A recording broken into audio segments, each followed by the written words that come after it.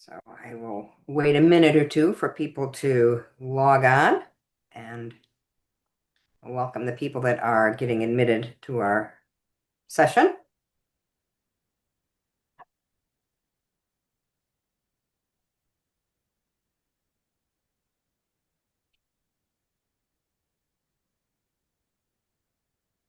I will give another minute here. Sometimes it takes us having lots of participants, so we're happy about that.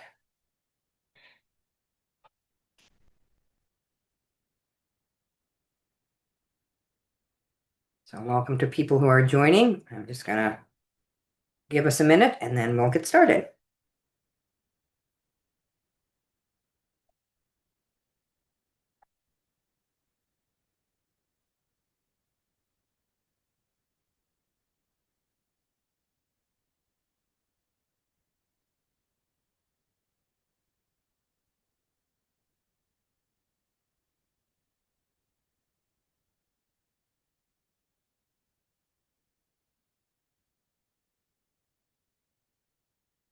All right, I'm trying to see how we're doing. I think I'll go ahead and get started, and as people are joining us, they can also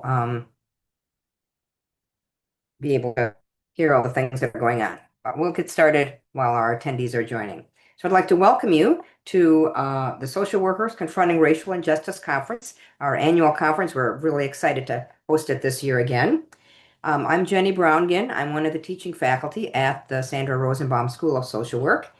And I am really happy that all of you are here for this particular breakout session and for our conference.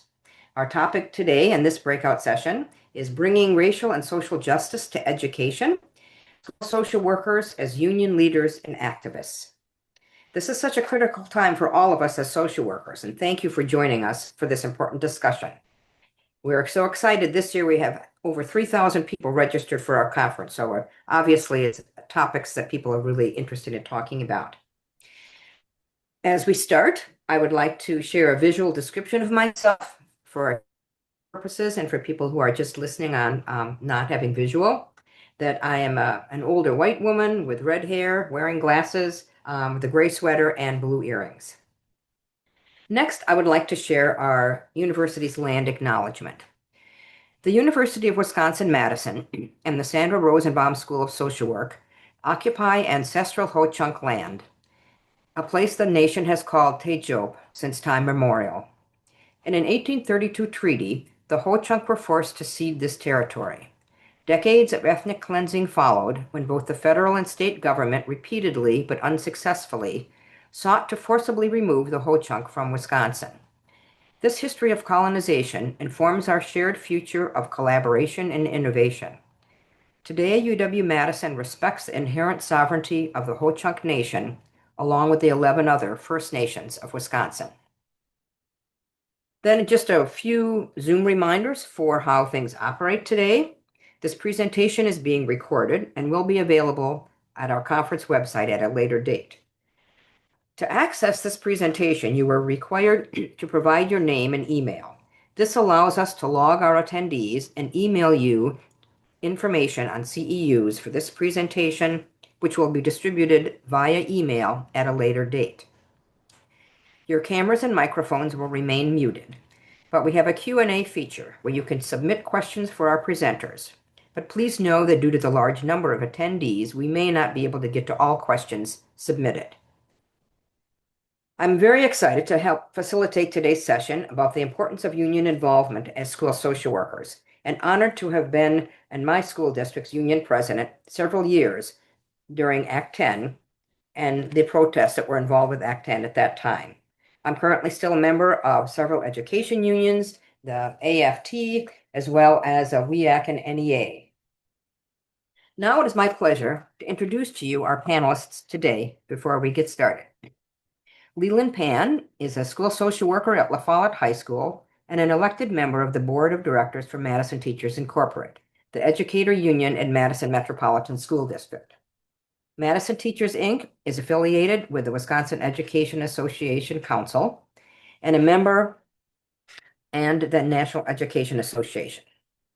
Leland is a member of the NEA Asian and Pacific Islander Caucus, Previously, he was a member of the American Federation of Teachers through the Teaching Assistants Association, the AFT Local number 3220, at the University of Wisconsin-Madison, and a Dane County Board Supervisor for District 5, where he served on the Public Protection and Judiciary Committee. He has also been a racial equity trainer and a teacher in Milwaukee. While in Milwaukee, he also co-founded Friends of Valley Park, a park volunteer group in the Pigsville neighborhood on the near north side of Milwaukee. Next is Alma Torres Pierce.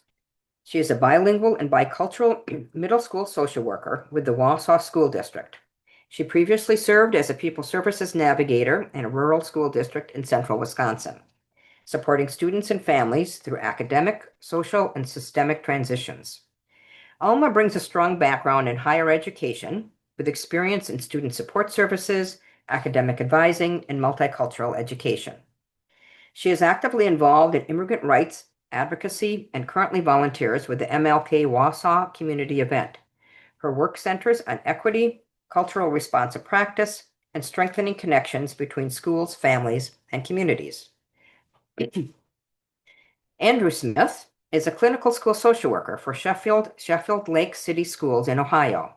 He serves as the local union president for his school district's union, affiliated with OEA and NEA. Andrew is also the president-elect of the Northeastern Ohio Education Association, which supports 26,000 educator members from Northeast Ohio. Andrew worked as a science teacher before becoming a school social worker, and in his role now as a clinical school social worker, his specialties include school social work, multi-systems involved families, and he oversees community-based wraparound support services.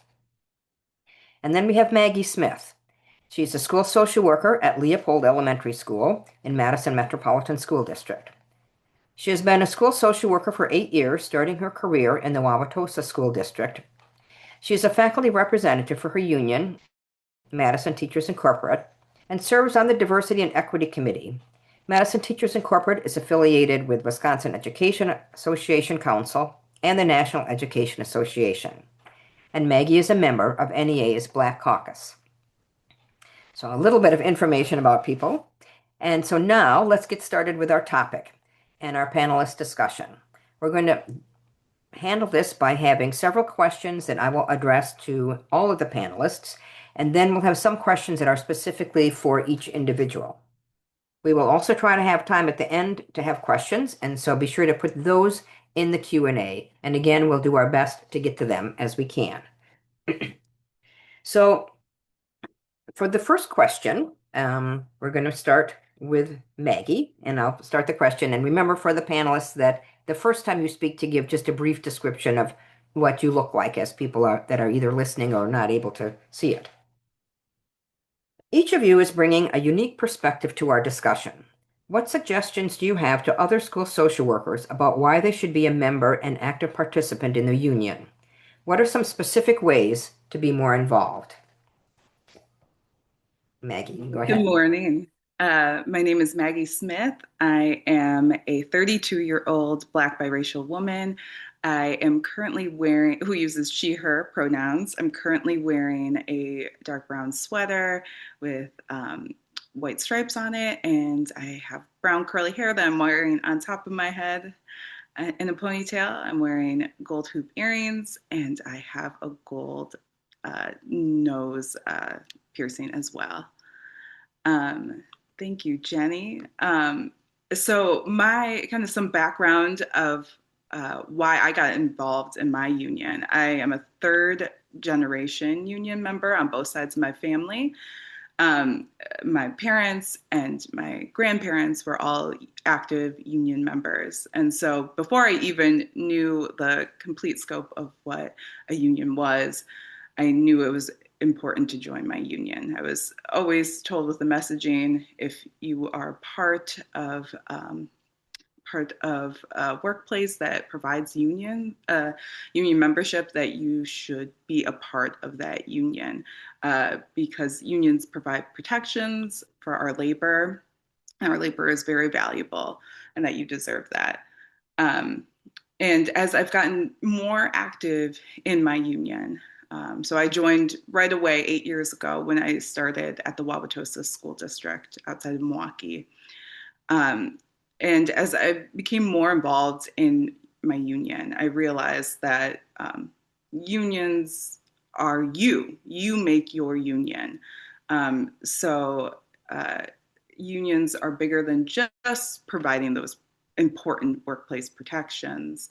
But there are also, if you have an idea or if you want to address an issue, a union is a great place and vehicle to do that. And social workers in particular bring a very unique perspective to education and unions in general through our code of ethics. You know, we have principles of service that task us with sharing our knowledge and expertise in order to address social issues. And so, again, a union is a vehicle in being an active participant to bring those values to life. And as school social workers, too, we're often the only social workers in our buildings, or sometimes if you're in a smaller school district, you might be the only school social worker. So again, we have this unique perspective that's important for us to share because we can bring up issues and issues that might not have been brought up before because there aren't as many social workers as there are teachers, for example. And I know, especially during 2020, when the Black Lives Matter movement was very active and at the forefront, I heard from a lot of social workers that they were very dissatisfied with the NASW and kind of the lack of action that they were bringing to the moment. And in those discussions, I often heard people kind of trying to try to figure out ways that they could get involved in addressing these issues. And a lot of social workers were like, "Oh, well, how about a union? We should have a union." So in that moment, I felt very lucky to be a part of public education because we do have a union that we could join, and I'm glad that social workers were seeing that this was and they were providing these opportunities, and they also wanted to be a part of unions. And so, specific ways that you can get involved in your union. There are a lot of committees in unions. I'm on the Diversity and Equity Committee. There's Handbook Committee, Voters Committee. You can be a building representative to represent your colleagues in your specific workplace. And also, for some smaller unions that might not have as many opportunities for members, as a member of your local, you're also a member of your state and your national union. And often they provide different opportunities to get involved as well to help inform policy. You can be a part of different caucuses, like I'm a part of the Black Educator Caucus. So again, I think it's just important for us to be active members so we can bring that very unique perspective that we have as social workers. Thanks. Andrew, why don't you go next with this question? All right, thank you, and good morning, everyone. I'm Andrew Smith. I'm a school social worker here in Ohio. I am a 48-year-old male. I am bald. I am wearing a blue blazer with a blue shirt. I am excited to be here for today's training. I have a little bit, different perspective. I was a science teacher prior to being a school social worker. And so I've been a classroom teacher. And, just as Maggie had said, I'm a second generation union member and in educator union. And I think involvement, like this is about like check and balance to the system, right? In order to how do we advocate? These are the things that we do as social workers, whether we are representing students to make sure that students who may haven't gotten a fair shake, or to be able to advocate for workers' rights. We know that all of our members in our union come with their own story, and you know, when teachers or educators come to work, they may struggle with things that they are going on at home, or if their own mental health issues. And so we really, school social workers as union leaders, really put you in a position to use a variety of skills, right? Whether we are advocating for our profession, advocating for students, advocating for the other members of our, in our buildings. So advocacy and being able to represent both students or staff, kind of the foundation of what school social workers' rights, in terms of bargaining, mediation, in negotiations, things like that. But really, I think what school social workers do best is that they really can practice and use those active listening skills, right? Often there will be people who will approach whether they have a concern or they have a question, and really kind of allowing them to kind of tease out or flush out, like, what are the issues that they're struggling with in their classroom or on their school bus or in the cafeteria while they're monitoring students, right? To be able to see from their perspective. I think that unions really create that ability for check and balance, with your management and administrative, kind of the executive branch or executive side of your school district, as well as the governance side. These are the elected school officials. Like, we really, each entity, I often refer to it as kind of like the three-legged stool. Like, these systems are in balance, okay, or we want to achieve to have them in balance. Therefore, we can have a strong, robust public education system. And at the end of the day, our role as union leaders is to advocate to have a high quality public education system that is accessible to all. And no matter what your zip code is, that we want you to have access to high quality education. At the end of the day, I believe that is our focal point in terms of advocacy. Thank you. Leland, let's have you go next. That's good. Thanks for having me here. My name's Leland Pan. I'm a Asian American male in my 30s with short black hair and glasses, and I'm wearing my red union hoodie, repping my union Madison Teachers Inc.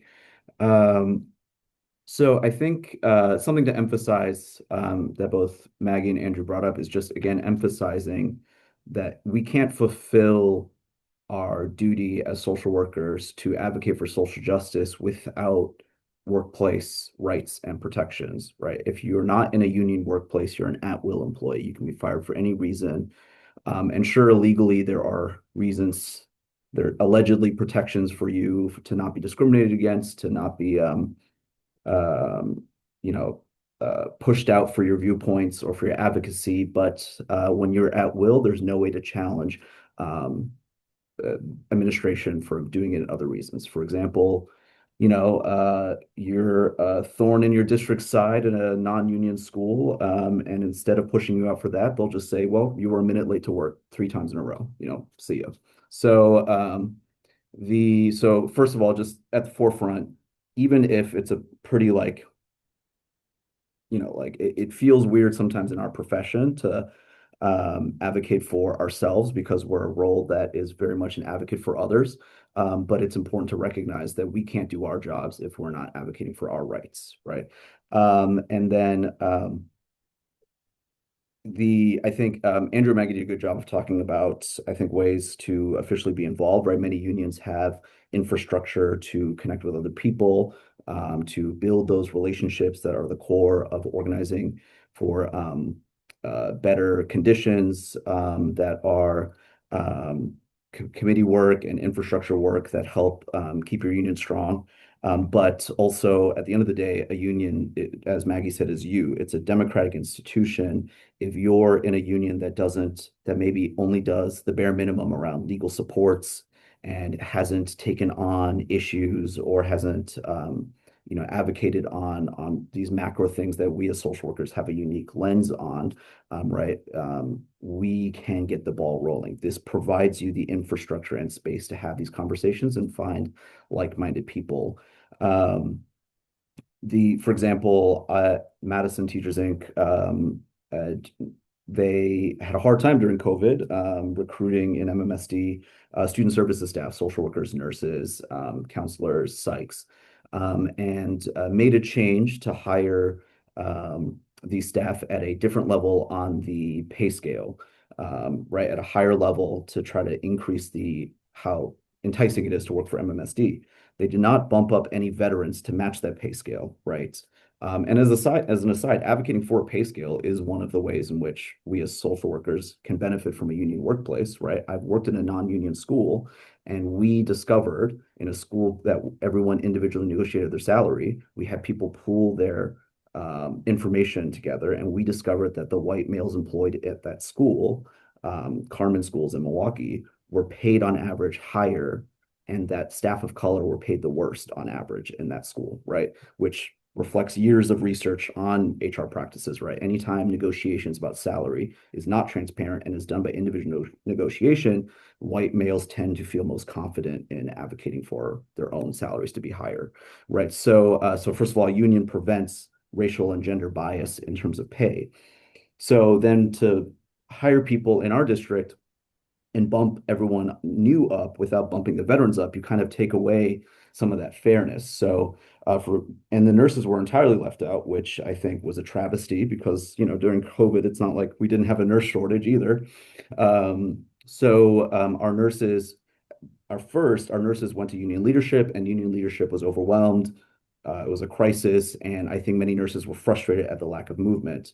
So when the rest of student services got on board and were advocating that we pay veterans at the new pay scale level and adjust their pay to match, we made sure to include nurses in that. It's like, and you left nurses out entirely. Nurses should get the bump that everyone else got, right?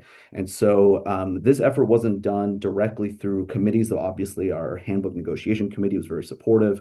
Our union leadership was very supportive, but this was done through grassroots efforts to go to the school board, to disrupt their meetings, to have one-on-one conversations with administrative leadership. And again, to tell nurses who were fed up that not enough was done when they first brought up the issue, it was like, hey, you've got numbers now, we got your back, right?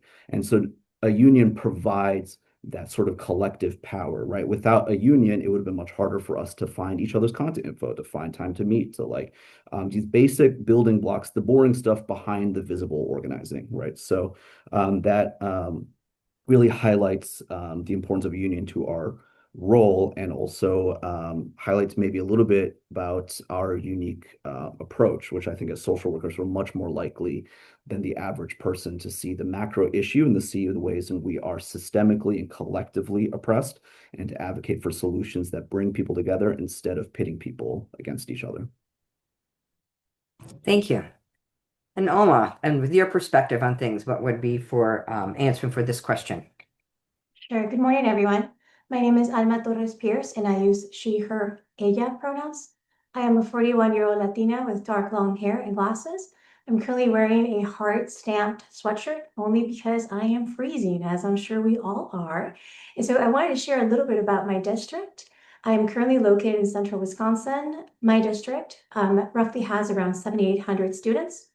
Around 50% of our students qualify for free or reduced lunches. 38% of the population of students and families identify as non-white. Around 9% of our student population are English language learners. And so with that, I just want to go off by the title of our presentation, which is Bringing Racial Justice to Education. With that title, we are guaranteed to ruffle at least a few feathers. And so knowing that there is someone with you, in this case, a union to support you, guide you, should you have any conversations with admin due to potential disgruntled colleagues and our coworkers who might have been offended from a presentation that you previously gave in which you are highlighting any data, it definitely gives you a peace of mind. So I come from a culture of story sharing, so I will share a story with you that happened to me. This is a personal experience that occurred at a previous district in which I did not participate In a union, this was mainly because I did not know that I could. No one asked me to be part of the union. And so I thought that this union was only for teachers. In this district, I would have family members of the students that would come and see me after they would have a conversation with administration. Usually this was after an incident and where the student required disciplinary actions. Parents came because they really did not understand what was said to them. And I don't just mean that in terms of language, I mean it across the board, all sorts of barriers in terms of the conversations that they would have with these families. And so the parents did not know what the next steps were, what had transpired with the student in the first place. And so the conversation that I would have with the family centered around an understanding of what had happened, where they needed to go, and step-by-step instructions in order for the student to rejoin the peers at their school. I would go off by the documentation that the family provided, as I was not part of the initial conversations with the family and administration in this case. I soon became aware that this was an issue with administration, as they felt that I was undermining their authority, which was not at all the case.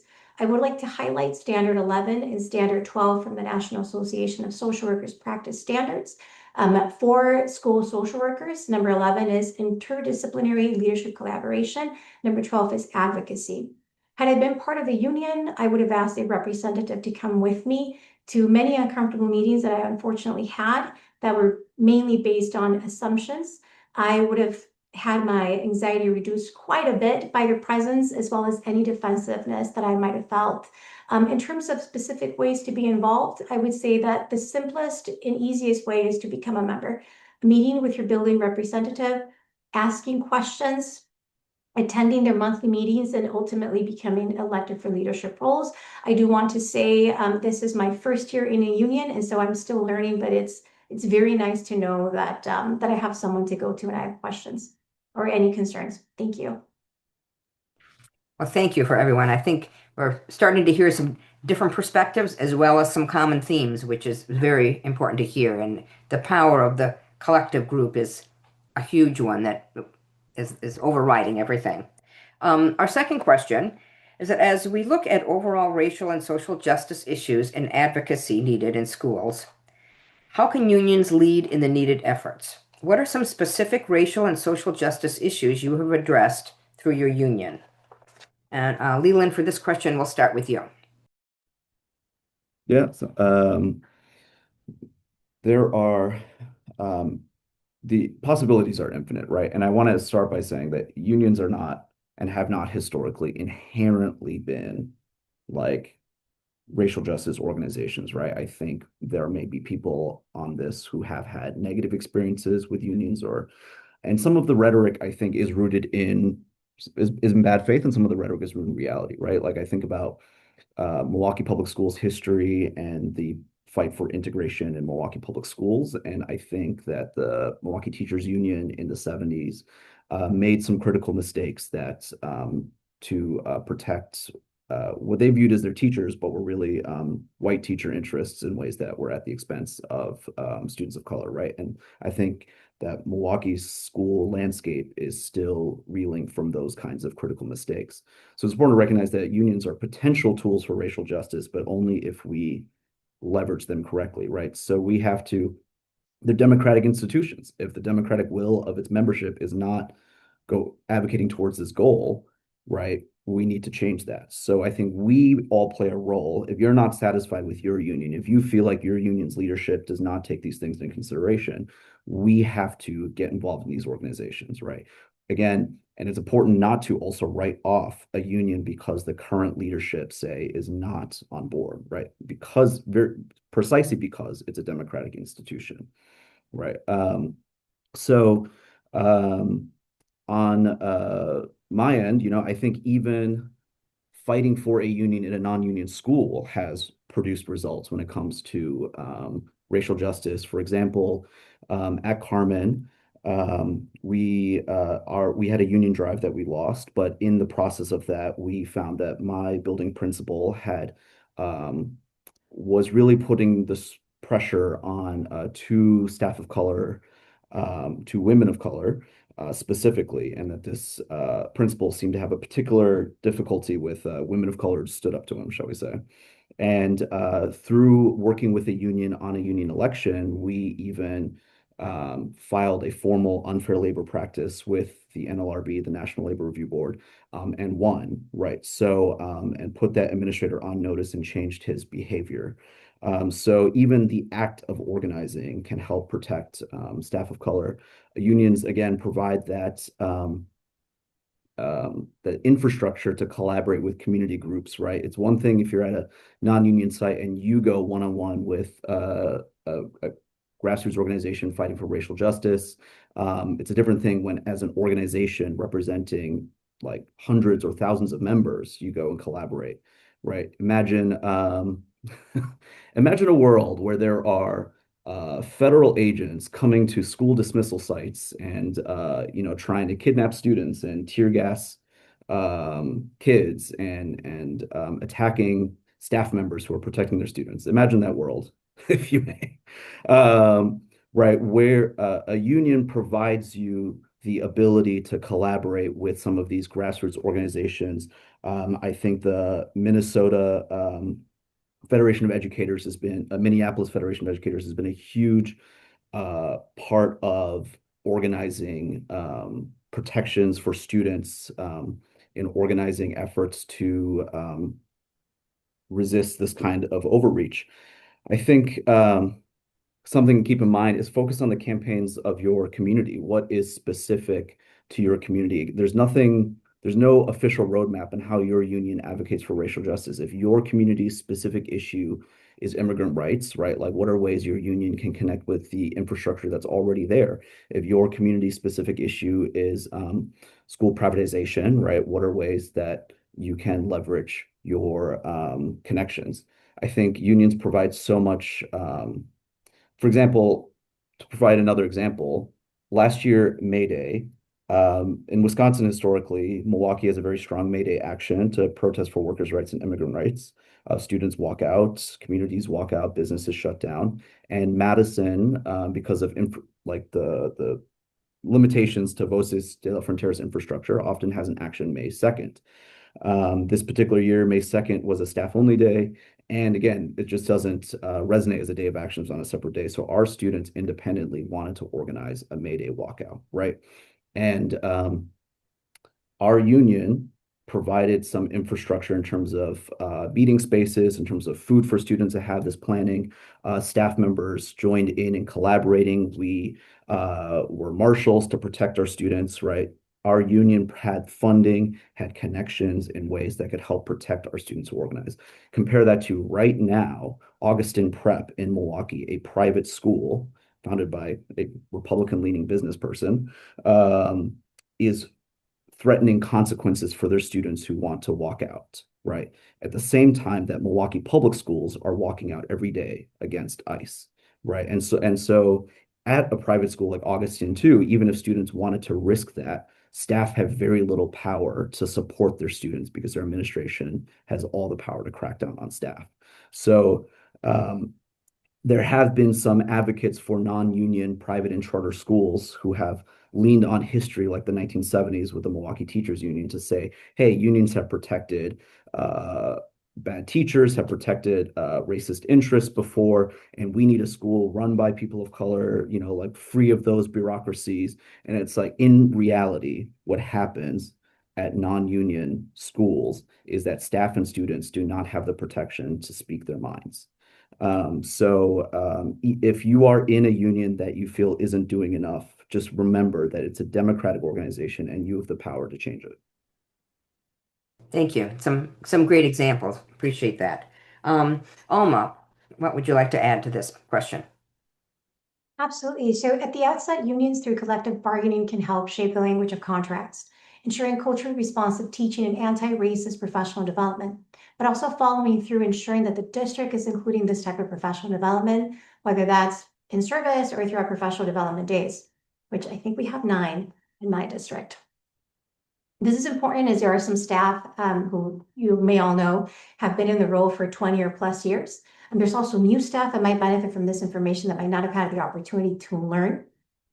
And so it's important to learn how damaging unintended bias comments, how can they affect the students These individuals might not be aware of new data or tools that they can use to essentially better themselves and being able to serve the students that they serve in a much more positive manner. So this type of professional development is something that I have spoken to my union representative about. Most districts in this area, anti-racist professional development is substandard if present, yet 60% of student population in the first school district was population of color, and almost 40% in the current district that I'm at.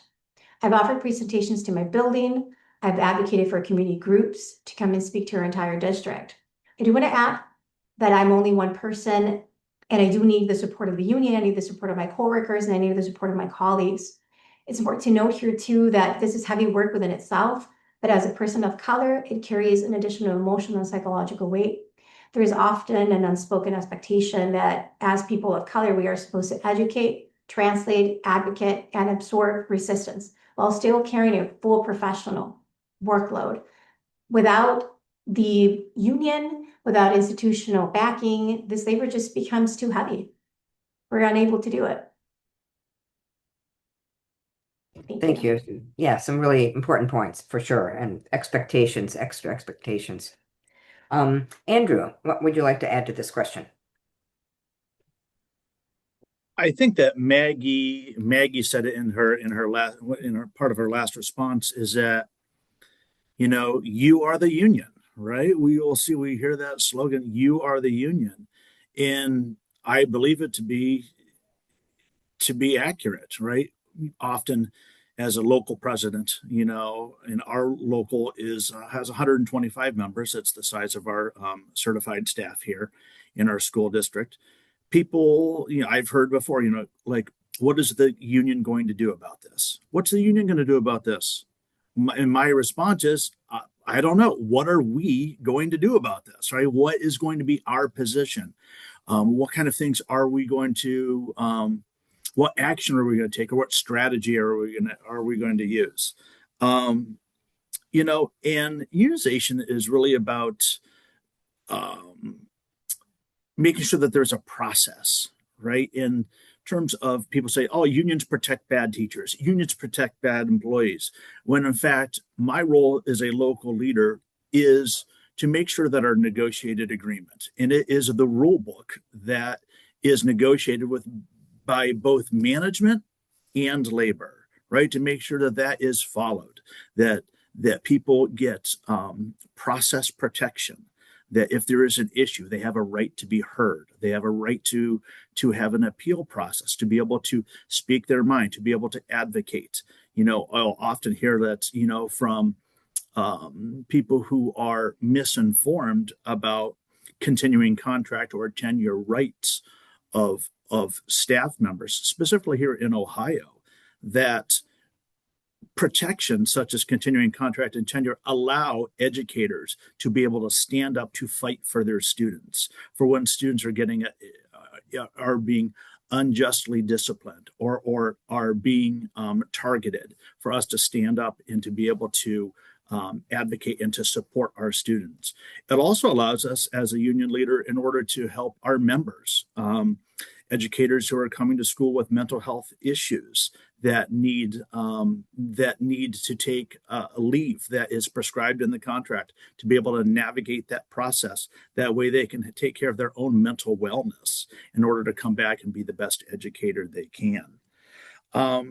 We want all of our members, and a lot of this, we may talk a little bit about this later, but that what I call the post-Janus era in 2018, when unions are voluntary membership organizations, is our role in order to make sure, like, why would the school social worker want to be a member of the union? Why would the school counselor or speech language pathologist or school nurse, like what's in it for them?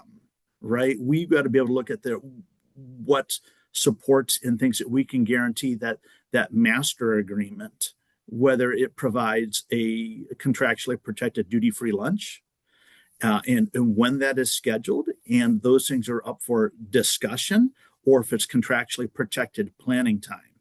Many of the things that occurred prior to the Janus decision in 2018, we are bargaining for the masses, right? And so in a school district, a large majority are teachers, whether they're classroom teachers or special education or vocational teachers, right? And so from a classroom mindset, when in fact you'll open a lot of contracts and see that there's very little protections for student services workers, whether it's ETR, an IEP, special education caseload limits, or protections of time. People value time in order to make sure that they can implement quality programming. These are the things that we do, both not with just students, but also with staff. And we've also, professional development often in schools are for the masses, right? And we have worked locally in order to guarantee and to put into our master agreement that student services personnel, including our what we call our applied academics, your elementary music, your elementary tech, your middle school band, your physical education, that they get access to professional development that meets their needs. Many times, many of our members will attend a professional development seminar or session where it may not pertain to them because it could be classroom teacher oriented. And so we have worked to build that. We've done that as an organization in order to have value, to show, to be able to, we are listening to our members. We're having one-on-one conversations about what is value. Much of the work that we are doing as union leaders in Ohio is very grassroots driven, right? We need to rally the members of our organization in, your community member.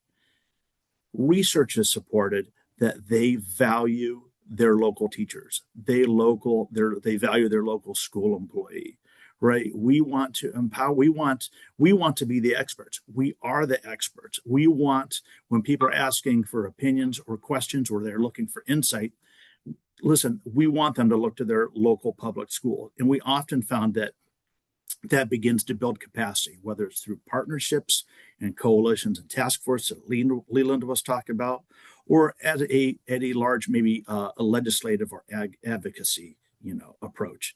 We want to mobilize, whether it's at a local, regional, or statewide organization. We are working in Ohio. We have a lot of uphill challenges that we have legislatively. The attack on public education is at an all-time high, in my opinion. We are looking to mobilize our 120,000 Ohio education members in order to build capacity, right, and to make change. These are things we are working on, and these are all classic social work issues. Great, thanks. A lot of stuff that we need to keep thinking about and how we can, the protection piece of it, as well as all of the areas we're able to see and do as social workers. Maggie, what would you like to add to this question? Yes, I think the other panelists did a great job covering the fact that, our teacher unions, educator unions, it's a collective of educators. And as educators, we are at the forefront of these social and racial issues. We're seeing firsthand how these issues impact our students and our communities, and depending on the identities that we hold as individuals, how they impact ourselves. And as social workers, we have that duty to challenge the social injustice and dealing with these issues at the forefront. These aren't abstract. They aren't abstract ideas or things. They're very real for us. As Alma had said, like, that is very heavy for us to carry. But there is, especially in moments like right now, there's a lot of anger, there's a lot of intense emotions. People feel the need to want to do something. And I think the powers that be want to keep us hopeless, want to keep us thinking that we can't do things to change it. So having a collective, having a union, helps keep that hope alive. Helps us keep that hope at the forefront. Even if we're scared and we're angry, there is a way to channel that to bring the change that we want to see. And that is how we will win.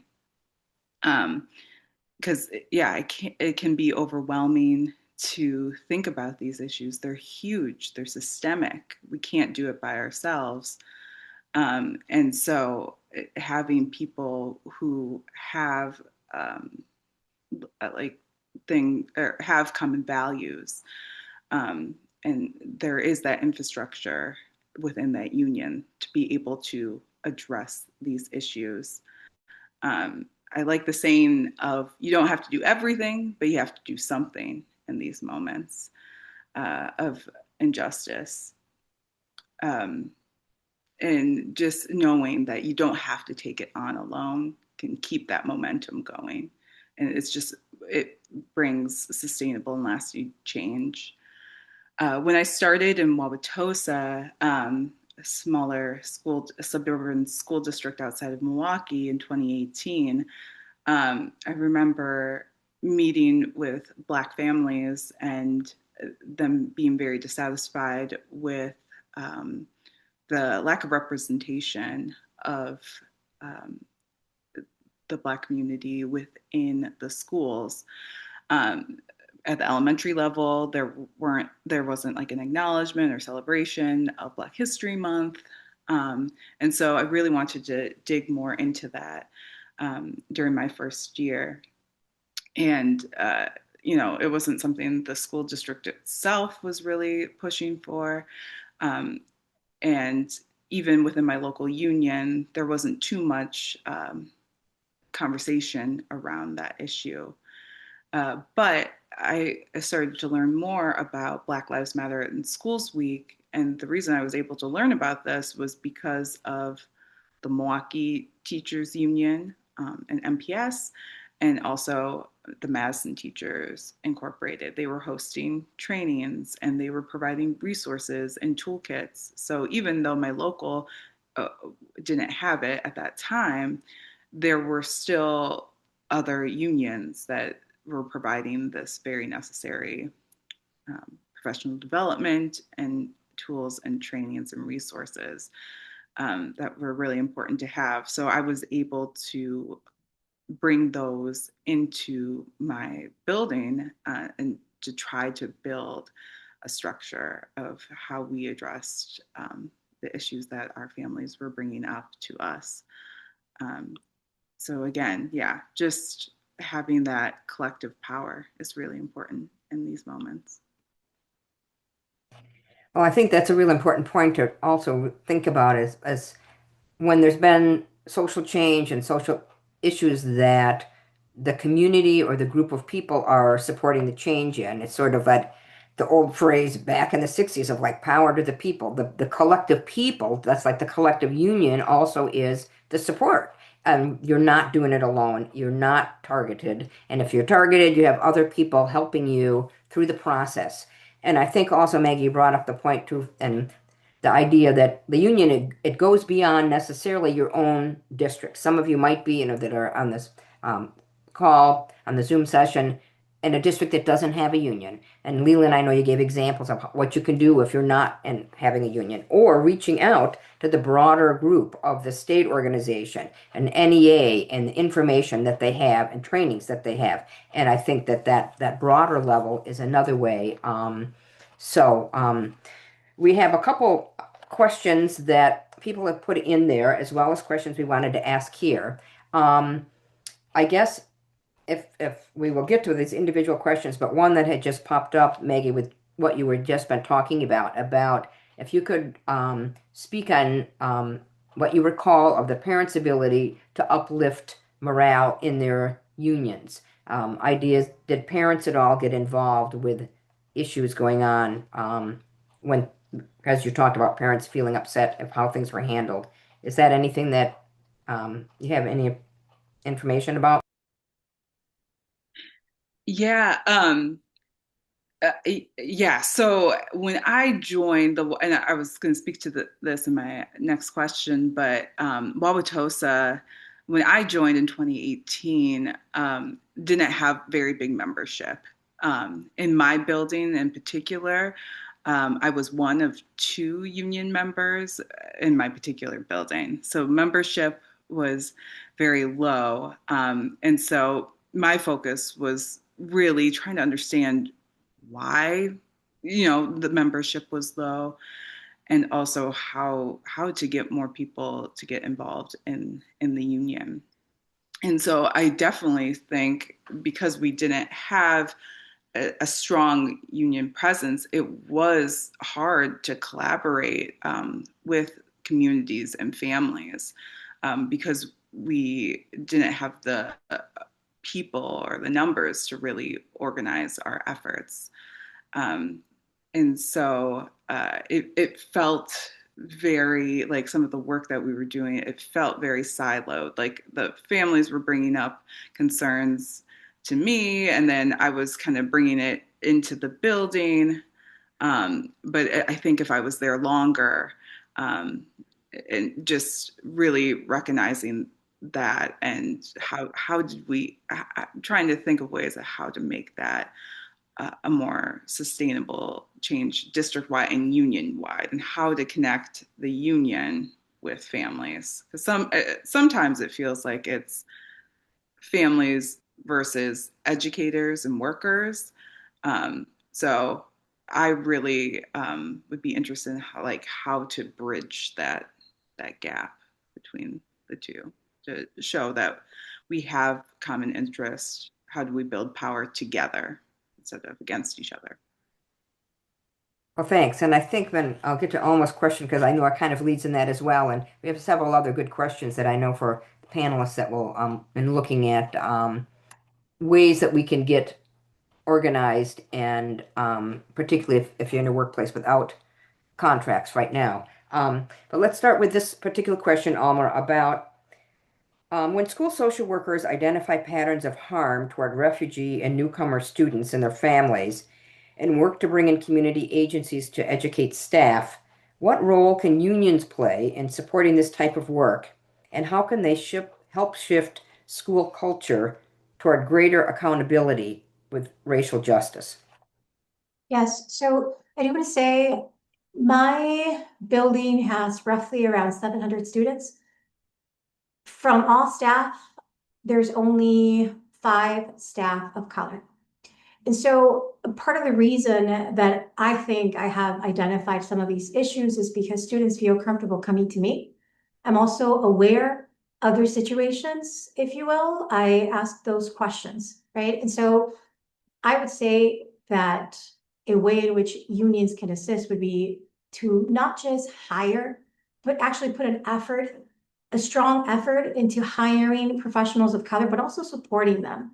We often see that once staff of color are hired, they're kind of just on their own and they have additional expectations um, on them. And so that would be number one. Number two, I would say continuing those conversations. I have noticed as well that unions might feel uncomfortable providing a little bit more information that might feel the rest of the educators uncomfortable with those kinds of topics, which are very necessary topics. And so prioritizing those types of conversations, prioritizing that type of professional development, I would say that would be one of the most important things. And also using that proactive education.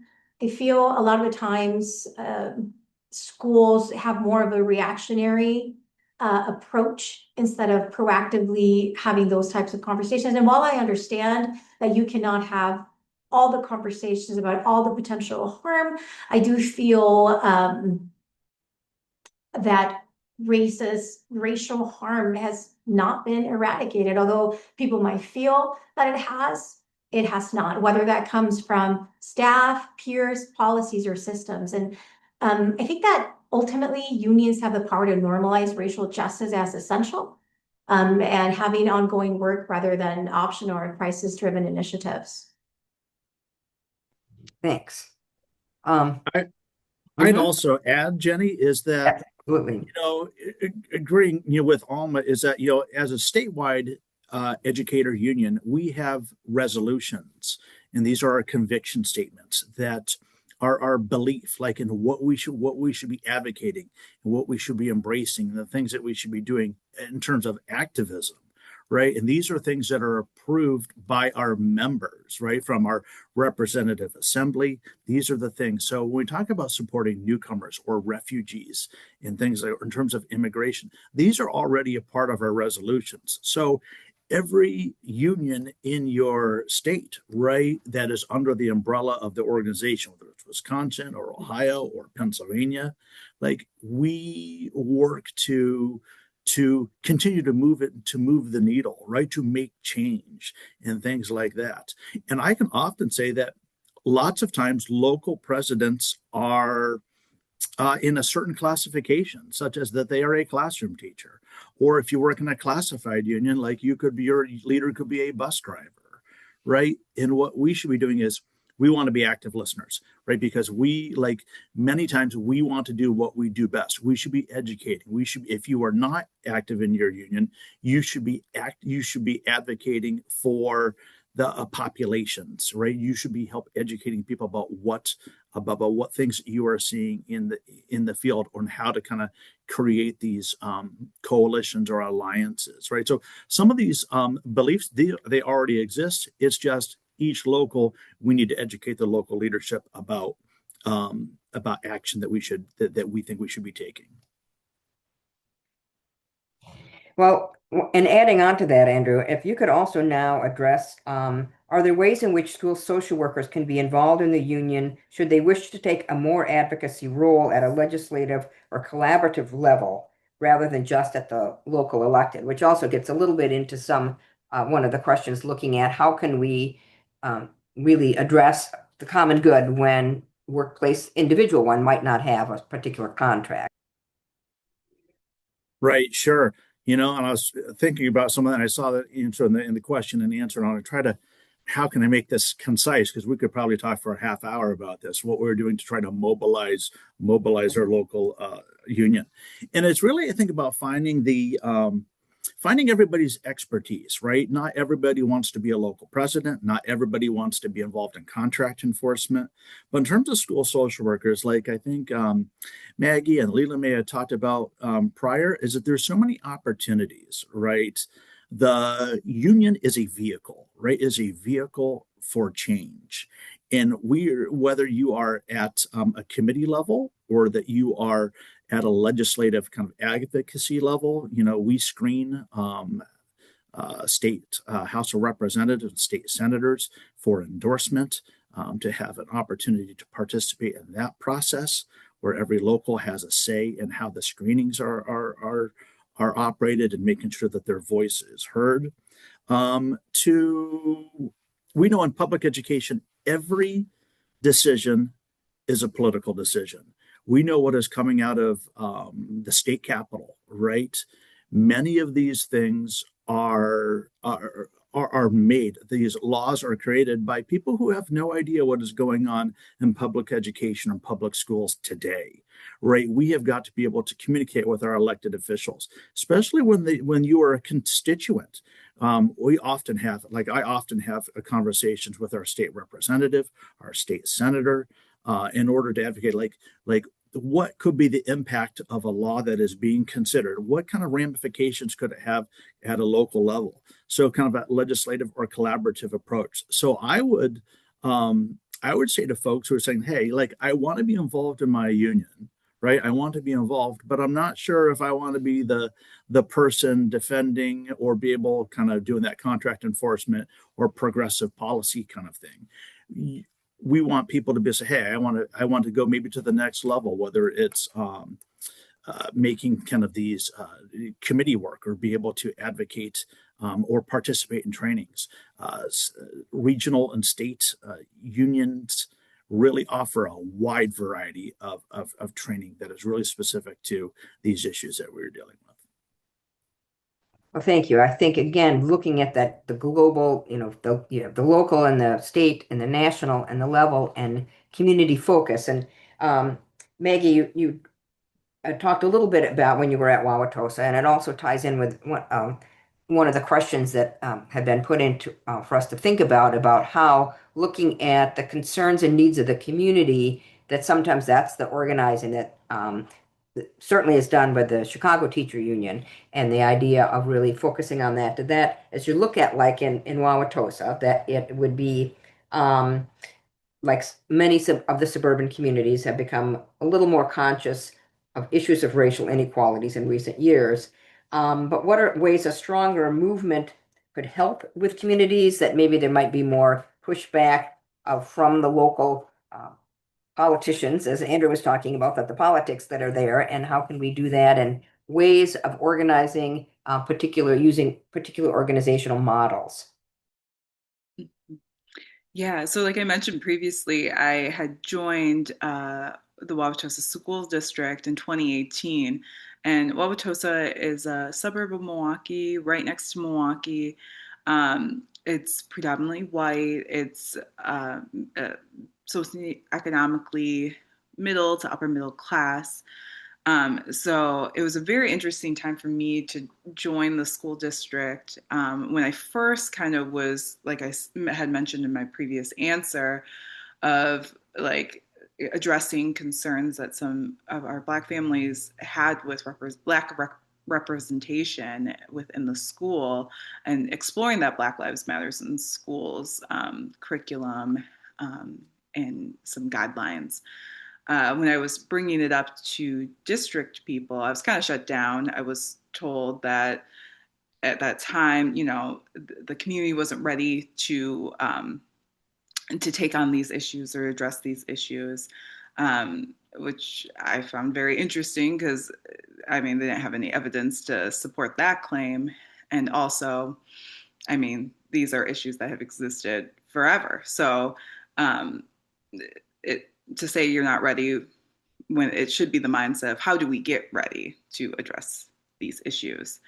Um, and then when in 2019 is when I became a building representative. So that was my second year as a school social worker. It's my first time being a building rep for my union.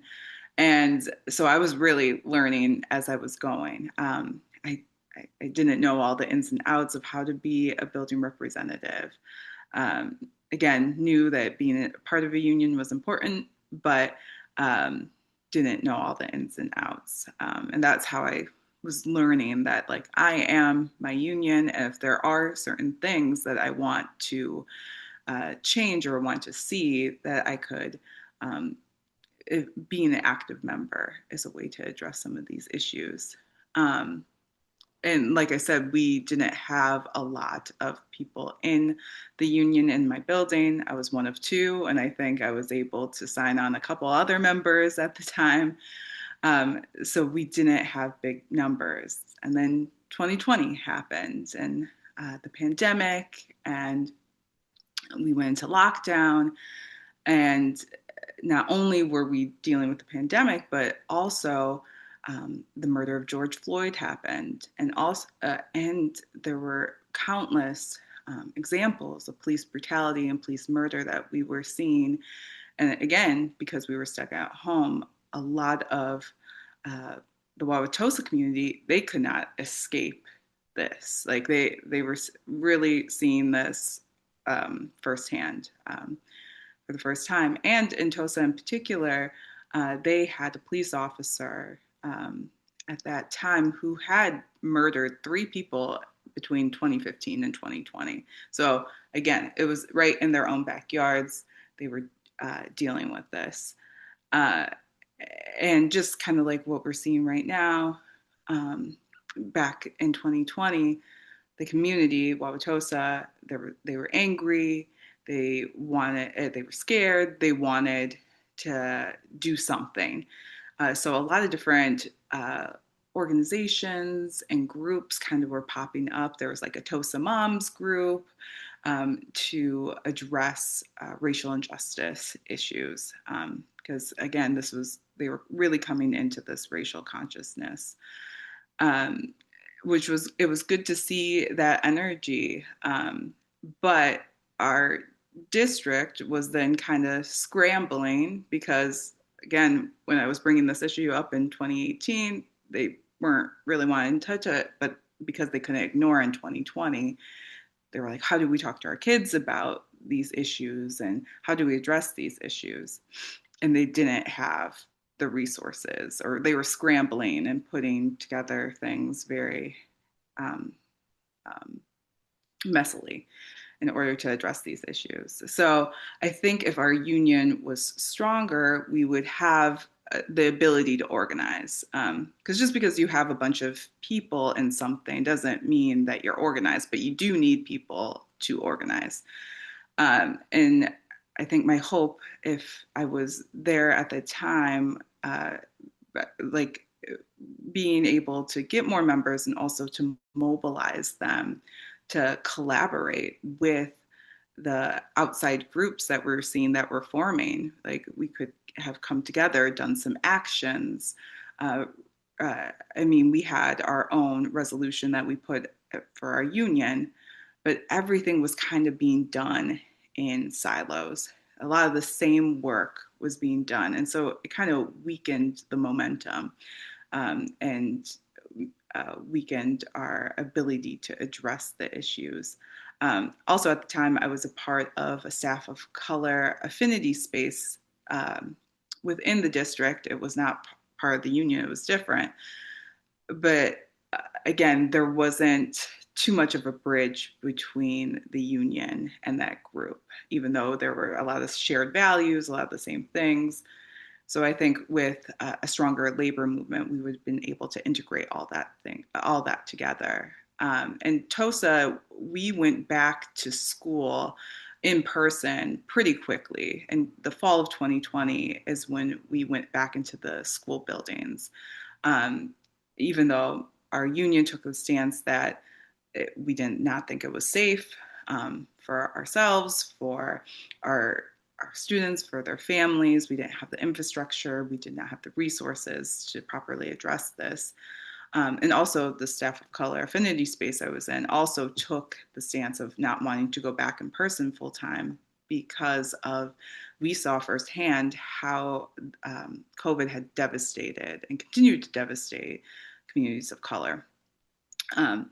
And so, but then we had some families and some the white middle class families that did not see COVID as like a racial or social justice issue. So even the certain groups that formed in response to police brutality, they didn't see COVID as a racial justice issue, and they kind of pushed to go in person. So again, I think with a stronger labor movement, being able to kind of divide and conquer, use our skills to collaborate with the people who shared the same values and wanted the same things, and also kind of dive into conversations with families that maybe didn't share those same values and didn't want those same things, in order to,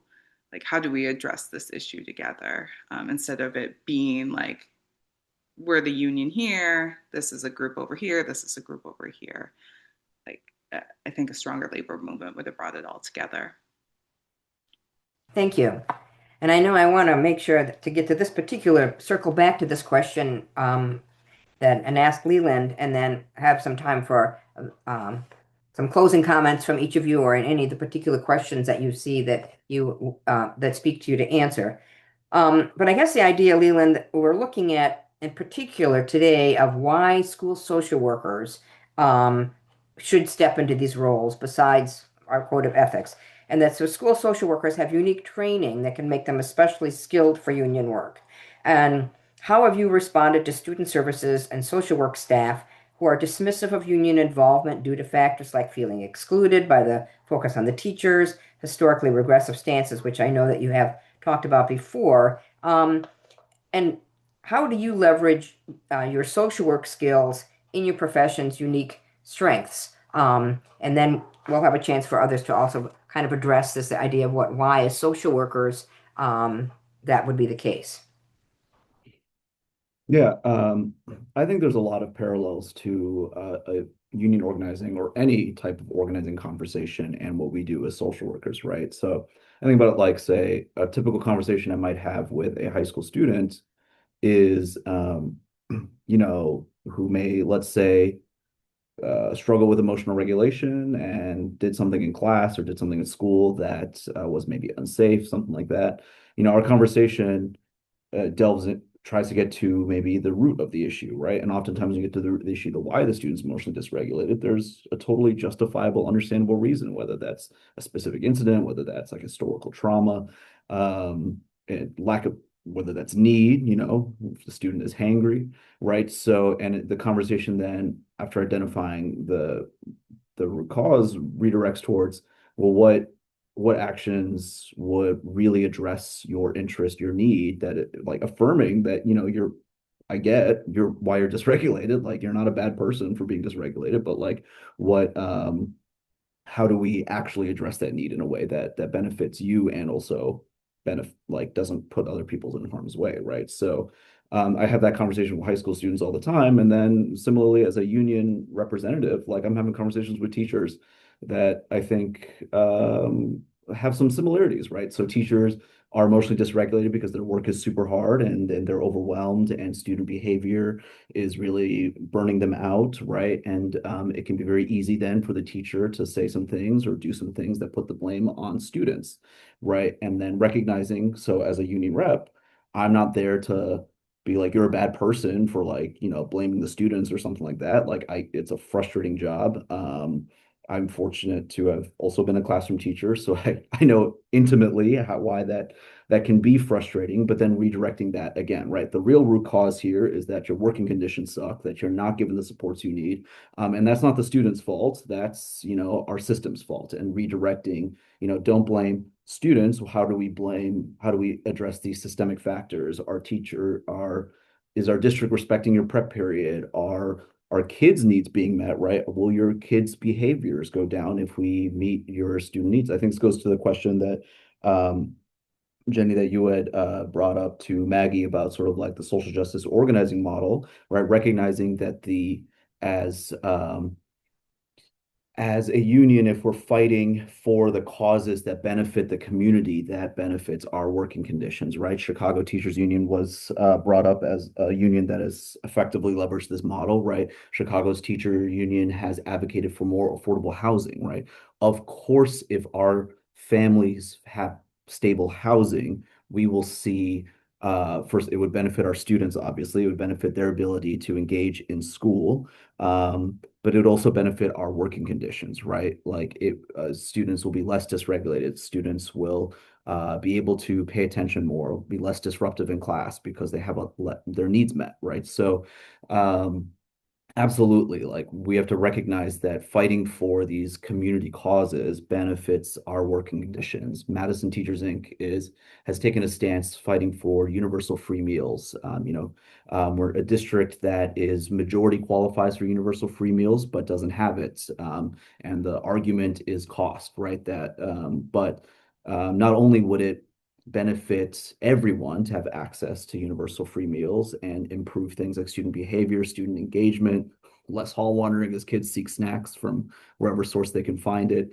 It would also improve our working conditions. It would be less free reduced lunch paperwork on my end, right? It would be less bureaucracy. It would be so I think we have some of our skills as social workers are the exact skills that you need to be an organizer. Um, and on a very like practical day-to-day level as a union rep, I have certain advantages that my teacher colleagues don't, right? I have access to every teacher's schedule, right? I know when teachers are free and when they're not. I have, again, let's go back to the hypothetical circumstance where federal agents are harassing staff and students at school, right? Like a teacher cannot leave their room in certain times, but I have that flexibility, right, to go to the parking lot at this time or something like that. I am much more likely to have a read on administration. I work with them more closely than the teachers and might know better what is feasible and what isn't in advocacy in the building. I might have access to budget data or district numbers that other staff don't have. Um, I have access to our enrollment numbers, our disparities around homelessness, right? These are all things that can help plan a grassroots campaign that my teacher colleagues don't have access to. So I think we think about your role's unique access. And to that point, I think somebody also asked a question about kind of a separate bargaining unit or not for social workers as compared to teachers. And I can't speak to have personally experienced a dynamic where it's a separate bargaining unit, but I think it might be tempting because we have unique needs that teachers don't have. But I think there is always strength in numbers. For example, in our Madison Teachers Inc. represents not just our teachers and student services staff, but also our substitutes and our education assistants or special education assistants, behavior education assistants, right? When our union rep team meets with our principal, we have a security staff person and a special education assistant rep in those conversations. It provides all of us more leverage to be able to share our interests, recognize where there's shared interests, and also not unintentionally put each other against each other, right? Sometimes teachers may get frustrated at security for not responding fast enough. And then security, because we're in the same union, can share, well, that's because we don't have the staffing. If we have a conflict in the athletics wing, there's just no one to get to here, right? So what we should be advocating for is not to put more pressure on security staff, but to increase the allocation of security staff, right? Redirecting this to, again, recognize the systemic factors instead of blaming the individual. So I think there is strength. Or Milwaukee, something I really admire about the Milwaukee Teachers Union is that they cover their food service employees as they're in the same local, which means that students have driven a campaign in Milwaukee for improved school meals. And as an educator union, MTEA, Milwaukee's teacher union, has not only supported that effort, but been able to incorporate demands around improving the food service worker conditions, right? You're not going to have better school meals for kids until you have food service employees who have the time and pay to match the work needed to improve school meals. Well, thank you. And as we're out of time, but I want to give just a couple minutes for each of you to be able to comment on something that you've been really needing to, or a question. I know for our panelists, if you see a question that you want to type an answer to, it'll just go to that person. It's something it's not broadcast out there. So if that's something that for you also. So each of you just a burning statement or conclusion you'd like to say, and then I'll give the quick thing at the end about the next parts of it. But anybody want to make a closing? I'll Andrew? just jump in and say Huh? that um, I like, what we've talked about today, and that really unions are, we talk about that social justice organizing. Like I believe that public schools should be the epicenter of communities, right? And that everybody's a lifelong learner. And we should be supporting whether access to care, whether medical or dental or behavioral health care, that we should be educating the whole child, right? And these things speak to community needs. Food insecurity, clothing insecurity, we're in a position to build capacity and have power.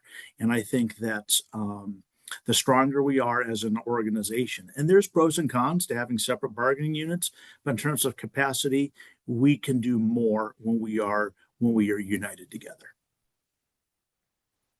Well, and thank you for joining us and giving us perspective to show that union things, it can be different across states, but the bottom line is very, very similar in and that it can be handled in all kinds of communities. Because I know sometimes people feel like it has to be urban or it has to be big or it's like, no, I mean, I think there's many, many ways that they can be. Alma, would you like to give any closing statement? Yeah, I would like to thank all of the panelists. I've learned a lot from you, and I'm very, very grateful to be able to share this space with you. Thank you very much. I guess Maggie, anything else, or Leland at the end here? I know there's so much we could cover, like we had said. This is really a touchstone for people to think about being active in the unions, how unions can be effective, how school social workers can be very effective leaders in our unions. And anything else you wanted to add? Yeah, I want to thank all the panelists. I want to thank you, Jenny. I want to thank everyone for coming and joining this very important conversation. It's really exciting to see, 170 people are tuning in, and um, you know, unions are so important to me personally, and I'm glad people are joining the conversation and wanting to learn more. Thanks. Anything, Leland, you wanted to add? We're out of time, so I'll just say union slogan, go fight win. All right, thank you. And for any of you listening to the session, either now or later on, feel free to shoot an email to me if you have questions about union information. I'll be glad to try to find the right people for you to connect to. And I think the more you can, or you contact with your union in your schools, if you don't have one, the state level, whatever state that you're in, can also give you information about how else you can be supported. So in closing, I would like to thank all of you for all of your information and great perspectives. It's really been wonderful, and sharing your time and expertise and all your valuable information, and everyone that's in attendance and at our session today. And for the attendees to please watch for an email with a link to complete an evaluation on today's presentation. Watch for a separate email regarding CEUs for those of you that requested them when you registered. And note that then this is the conclusion for the morning session, but to go to the website for the conference for information on the sessions that will be the breakout in this afternoon that will begin at 12 p.m. Central Time on Zoom. And our closing plenary, wonderful speaker, I hope you can all join. It's at 2 o'clock on Central Time on YouTube. All that information is on the website. And thank you again for everyone. And hopefully we'll be able to continue this conversation in some other manner, in other ways. Thank you.